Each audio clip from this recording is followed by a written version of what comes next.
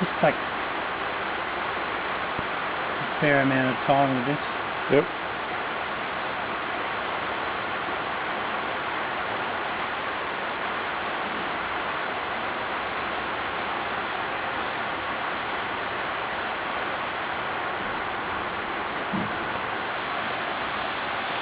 This is Mark, the bookbinder, doing some scribing on some weather covers we're just about to do. So we thin the leather down so there's no bump in the joins.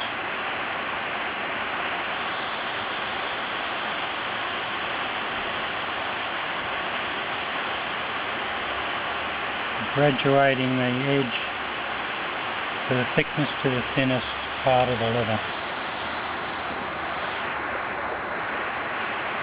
What's that blade like compared to the other one of Rob? Sharper. Sharper? A sharp blade, angled correctly for the shaving. Okay.